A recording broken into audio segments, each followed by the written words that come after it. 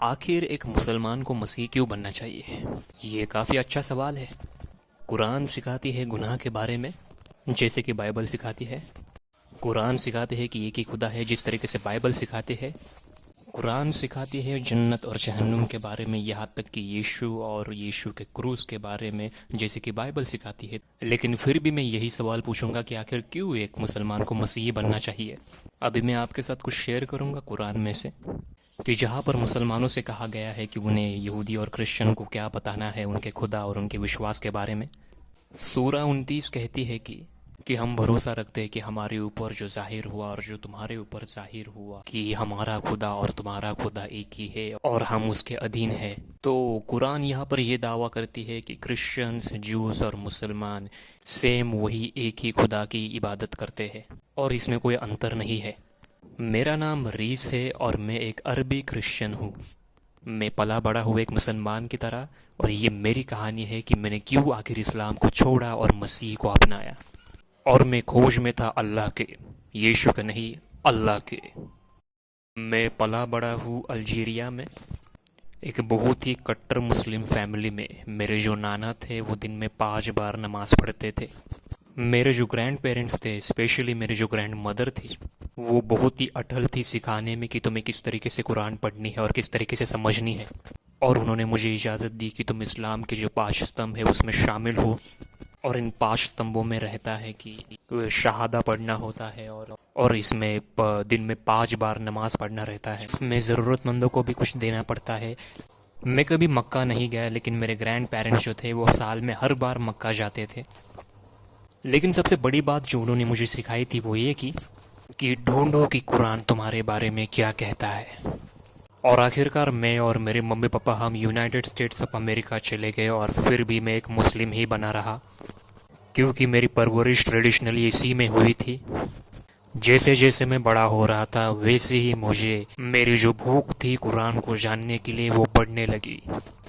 अभी मैं कुछ आपको फनी मज़ेदार चीज़ें बताता हूँ जो कुरान सिखाती है, जैसे कि इतिहास के बारे में, पुरुष और महिलाओं के बारे में और अल्लाह के बारे में। चलिए शुरुआत करते हैं सूरा 18 की 86 आयत से। जब तक वो यात्री ज़ुर्कलूरियन सूर्य की स्थापना स्थान पर नहीं पहुंचा, उसने पाया कि ये एक कीचड़ भरे झरने में जा रहा है। यात्री ज़ुर्कलोयन यहाँ पर अलेक्जेंडर द ग्रेट है। जाहिर तौर पर उसने ये यात्रा इतने दूर से पश्चिम तक की ये जानने के लिए कि सूर्य कहाँ पर डूबता है। अब हम तर्क देखते हैं कि ये वास्तव में सिर्फ काव्य लेखन है, कुरान का वास्तव में मतलब नहीं है। कि उसने पाया कि शाब्दिक सूर्य कहाँ अस्त होता है और ये सचमुच एक कीचड़ भरे झरने में डूबता है। लेकिन वह इस मार्ग के लिए और अधिक सूरा 18 लंबा है। मैं पूरा सूरा 18 नहीं पढ़ूंगा, लेकिन ये क्या है? सूरा 18 कहता है कि अलेक्जेंडर द ग्रेट मुसलमान था, लेकिन ऐतिहासिक तौर पर हम सभी जानते हैं कि ये सही नहीं है, क्योंकि अलेक्जेंडर प्रॉफेट मोहम्मद के पैदा होने के 1000 साल पहले से ही इस दुनिया में थे, और अलेक्जेंडर एक यूनानी मूर्ति पूजक थे। सूरा 2 की 223 आयत क्या कहती है औरतों के बारे में? तुम्हारी पत्नियां तुम्हारे लिए एक झुकाव की तरह है, फिर अपने झुकाव में जाना जैसे तुम चाहते हो। इन बातों को ज़्यादा समझाने की ज़रूरत नहीं है कि यहाँ पर सिर्फ औरत एक सेक्स का माध्यम है। महिलाओं के बारे में इसी चैप्टर में और एक बात कही गई है, ये कि एक महिला की गवाही पुरुष की गवाही से आदी है। लेकिन ऐसा क्यों? क्योंकि कुरान के मुताबिक, क्योंकि महिलाओं की दिमाग के कमी के कारण, इसी वजह से अल्लाह ने औरतों को सिर्फ एक सेक्स का माध्यम बनाया है, और इसी के साथ साथ उन्हें कम दिमाग वाला भी बनाया है। और यहाँ पर एक बात काफ़ी दिलचस्प है कि कुरान और बाइबल दोनों में ही काफ़ी प्रभावशाली व्यक्ति है। कुरान में प्रॉफेट मोहम्मद है और बाइबल में प्रभु यीशु मसीह है। और ये प्रभावशाली व्यक्तियाँ काम करती है एक उदाहरण के तौर पर, जो एक मिसाल बन जाती है उनके मानने वालों के लिए कि उन्हें कैसे जीना है और कैसे बर्ताव करना है। जैसे कि मोहम्मद एक मिसाल है मुसलमानों के लिए कि उन्हें किस तरीके से रहना है, और उसी प्रकार से प्रभु यीशु मसीह एक मिसाल है मसीह लोगों के लिए कि उन्हें किस तरीके से रहना है। तो चलिए देखते हैं कि क्या अंतर है इन दोनों हस्तियों में। तो चलिए शुरुआत करते हैं सूरा 18 की 12 से। मैं उनके दिलों में दहशत डाल दूंगा जो इस पर विश्वास नहीं करते। ये बातें अल्लाह कर रहा है मोहम्मद से, और उसी के लिए फिर अल्लाह मोहम्मद को आदेश देता है कि और यहाँ पर लिखा है कि इसलिए उनके सिरों पर प्रहार करो और उनकी सब उंगलियों पर वार करो। और सूरा 9 की 5 में फिर से अल्लाह मोहम्मद से बात करते हैं कि और तुम्हें अविश्वासी जहाँ भी मिले उन्हें मार डालो, उन्हें बंदी बना लो और उन्हें घेर लो, झूठ बोलो और उनका घात करने के लिए उनकी राह देखो। सूरा 66 के 9 में फिर से अल्लाह मोहम्मद से बात करते हैं कि ओ प्रॉफिट की अविश्वासी और पाखंडियों के खिलाफ कड़ी मेहनत कर और उनके खिलाफ सख्त रहे। तो आखिरकार देखते हैं कि असल में साहिल बुखारी क्या है।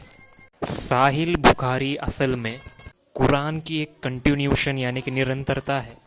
ये एक दस्तावेज है जो मोहम्मद ने किए थे। तो ये एक तरीके से जैसे कि यूहन्ना रचित सुसमाचार की तुलना मत्ती, मार्क और लूक के सुसमाचार से। चारों सुसमाचार में सुसमाचार एक ही जैसा है, लेकिन यूहन्ना रचित सुसमाचार में प्रभु यीशु मसीह की कुछ और चीज़ें देखने को मिलती है जो उन्होंने की थी। ये कुछ इसी प्रकार है। तो सेम इसी तरीके से साहिल बुखारी भी कुछ ऐसा ही है। तो चलिए देखते हैं कि साहिल बुखारी के 52 के 44 में क्या लिखा है। एक आदमी आता है अल्लाह के प्रेरित के पास और कहता है मुझे कुछ ऐसा काम बताइए जो जिहाद के बराबर है इनाम में। यानी कि एक आदमी आता है मोहम्मद के पास और उससे कहता है कि मुझे कुछ ऐसा काम बताइए जो अच्छा हो और जिहाद के बराबर हो, जिससे कि मैं जन्नत में इनाम पा सकूं। अभी जिन्हें नहीं मालूम कि जिहाद क्या है तो मैं उन्हें बता दूं कि जिहाद एक कि दूसरों पर अत्याचार करना अल्लाह के नाम से आमतौर पर मुसलमानों में से एक पवित्र युद्ध के रूप में जाना जाता है।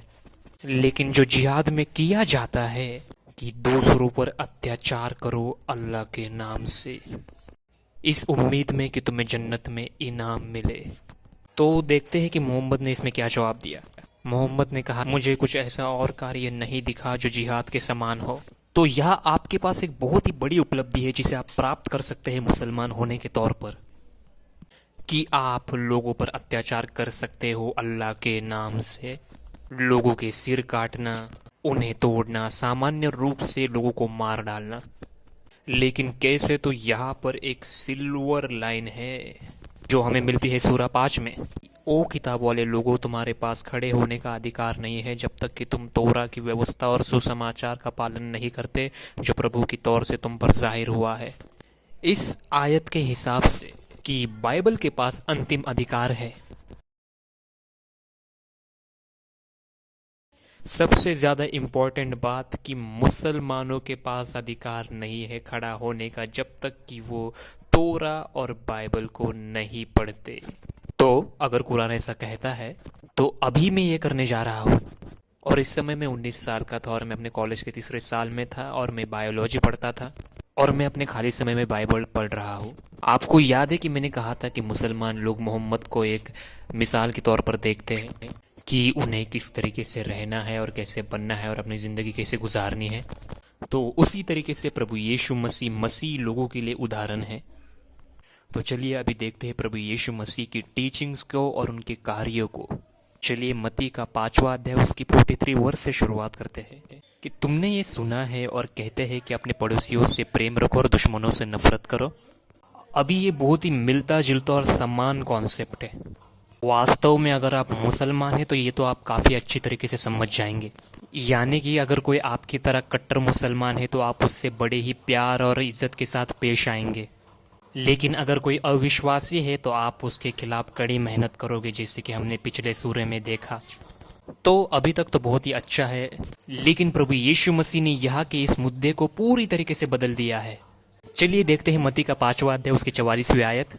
पर मैं तुमसे कहता हूँ कि अपने दुश्मनों से मोहब्बत करो, जो तुम्हें श्राप दे उन्हें आशीष दो, जो तुमसे नफरत करते हैं उनका भला करो, जो तुम्हारा बुरा करते हैं उनके लिए दुआ करो। अगर तुम ऐसा करोगे तो तुम सचमुच में तुम्हारे स्वर्गीय पिता की संतान ठहरोगे। तुम्हारा पिता अच्छे और बुरे दोनों पर ही सूर्य उदय करता है, अच्छे और बुरे दोनों पर भी बारिश गिराता है। क्योंकि अगर तुम अपने प्यार रखने वालों से ही प्यार करोगे तो तुम्हें आशीष क्यों कर मिलेगी? क्या चुंगी लेने वाले यही नहीं करते? अगर तुम सिर्फ अपने चाहने वालों से अच्छा बर्ताव करते हो तो ऐसा मत समझो कि तुम दूसरों से अच्छे हो, क्योंकि परमेश्वर को न मानने वाले लोग भी ऐसा ही करते हैं। इसीलिए सिद्ध बनो जैसे तुम्हारा स्वर्गीय पिता सिद्ध है। परमेश्वर अपना सूर्य उगाते हैं दोनों पर ही, अच्छे लोगों पर भी और बुरे लोगों पर भी। परमेश्वर बारिश करवाते हैं अच्छे लोगों पर भी और बुरे लोगों पर भी। ये परमेश्वर का चरित्र है कि परमेश्वर सब पर समान दया करता है। अगर हम अपने स्वभाव में परमेश्वर की तरह बनना चाहेंगे तो हम कुछ भी नहीं कर पाएंगे। जैसे कि हम सिर्फ उन्हीं लोगों से प्यार करेंगे और अच्छा उन्हें बोलेंगे जिनसे हम प्यार करते हैं, लेकिन जिनसे हम प्यार नहीं करते उनके लिए हम कुछ भी नहीं कर पाएंगे और उनके लिए हम कुछ भी अच्छा नहीं कर पाएंगे। अगर हम सभी परमेश्वर के स्वरूप बनाए गए हैं और अगर हम भी परमेश्वर की तरह बनना चाहते हैं तो हमें बिल्कुल ऐसा ही बर्ताव करना पड़ेगा जैसा कि परमेश्वर करता है, कि परमेश्वर सब पर दया करता है, वो भी समान। अगर हम ऐसा करें तो प्रभु यीशु मसीह यहाँ पर ये सिखाने की कोशिश कर रहे हैं कि अगर तुम स्वर्ग राज्य में रहना चाहते हो तो स्वर्ग का राज तुम में होना चाहिए। अगर आप परमेश्वर के साथ रहना चाहते हैं तो आपको परमेश्वर की तरह रहना होगा। तो चलिए अभी इसकी तुलना कुरान से करते हैं। कुरान के हिसाब से इंसान को जो सबसे बड़ी चीज़ करनी है वो है जिहाद अल्लाह के नाम से, यानी कि दूसरों को मारना, वो भी जन्नत में इनाम पाने के लिए। लेकिन बाइबल के हिसाब से इंसान को जो सबसे बड़ी चीज़ करनी है वो ये है कि अपने पिता के समान बनो जो स्वर्ग में है। परमेश्वर सब पर दया करता है तो तुम्हें भी दया करनी है और अपने दुश्मनों से मोहब्बत करनी है। जो तुम्हारा विरोध करते हैं उन पर कृपा करो, क्योंकि परमेश्वर की कृपा से तुम जीवित हो।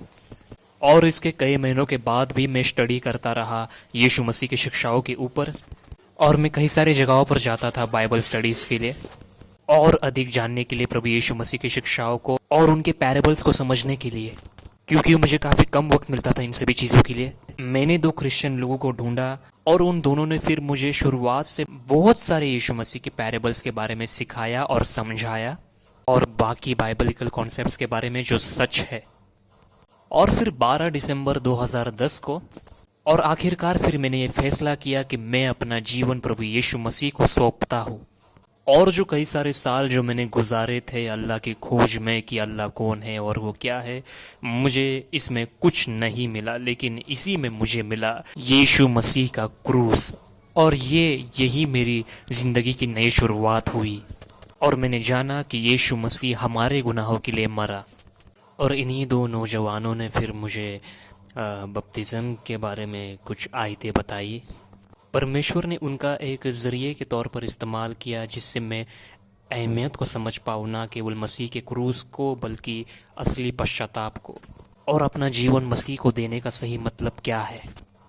और जब मैंने उनको बताया कि मेरा ईमान मसीह पर है, तब उन्होंने मुझे बपतिस्मा के बारे में समझाया और इसके बाद मैं जान गया कि मुझे क्या करना है।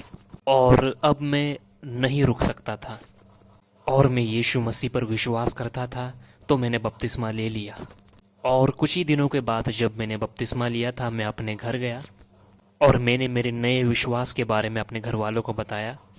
तो मैं अभी आपको पूरे डिटेल में नहीं बताऊंगा कि मेरे साथ क्या हुआ, लेकिन आप इमेजिन कर सकते हैं कि मेरे साथ क्या हुआ होगा। घर में पूरी तरीके से साइलेंट हो गया था और उसमें एक बात हुई कि मेरे परिवार का एक सदस्य मेरे पास आया और मुझसे कहने लगा कि मैं तुम्हारा खुदा हूँ। तो मैंने उससे कहा, नहीं, तुम नहीं, बल्कि प्रभु यीशु मसीह मेरा प्रभु और मेरा उद्धार करता है। मैंने अपना घर छोड़ दिया, मैंने मेरे परिवार को गंवा दिया, लेकिन मुझे अनंत जीवन मिला सच्चे एकमात्र खुदा के साथ। कुछ दिनों के बाद मेरी फैमिली मेरे पास आई और वो सुलझाना चाहते थे हमारे रिश्ते को।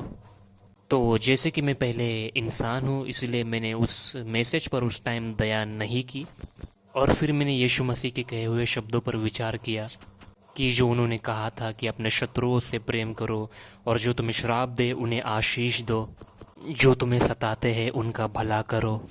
तो मैंने यीशु मसीह की कहे हुए बातों को माना और मैंने अपने परिवार को माफ़ कर दिया और मैं उनके साथ अपना रिश्ता सुलझाऊंगा। और जब प्रभु की इच्छा होगी तब एक दिन आएगा तब वो भी मसीह में होंगे। और मैं अपने आप को एक उदाहरण के तौर पर बनाने जा रहा हूँ कि जो चीज़ें और जैसे प्रभु यीशु मसीह ने कहा है रहने के लिए, उसी तरीके से मैं रहूँगा। तो आखिरकार क्यों एक मुसलमान को मसीह बनना चाहिए? तो अगर हम परमेश्वर के राज्य में जाना चाहते हैं तो हमें परमेश्वर के जैसा रहना है। और परमेश्वर के जैसे यानी कि आप किस तरीके से रहते हो। जो लोग सचमुच परमेश्वर के रास्ते पर चलने वाले होते हैं, वो लोग ऐसे होते हैं कि वो उसकी आत्मा से भरे हुए होते हैं। उन लोगों का जीने का तरीका कैसा भी हो, लेकिन आप उनके रिफ्लेक्शन से जान जाएंगे कि ये परमेश्वर के लोग हैं। स्वर्ग में जाने से पहले स्वर्ग आपके अंदर होना चाहिए। स्वर्ग का राज्य कुछ इस प्रकार का है कि एक व्यापारी एक अनमोल हीरे की खोज कर रहा है, और वो एक अनमोल हीरा इस तरीके का है कि उसे पाने के लिए वो व्यापारी अपना सब कुछ बेच देता है। और मेरा सफ़र जहाँ मैं अल्लाह की खोज में था, मुझे एक अनमोल हीरा मिला जो अनंत कीमती है, और वो अनमोल हीरा प्रभु यीशु मसीह है। और इस अनमोल हीरे को पाने के लिए मैं अपना सब कुछ दे दूंगा जो मेरे पास है। मैं अपना सब कुछ खाली करता हूँ इस अनमोल हीरे प्रभु यीशु मसीह को पाने के लिए।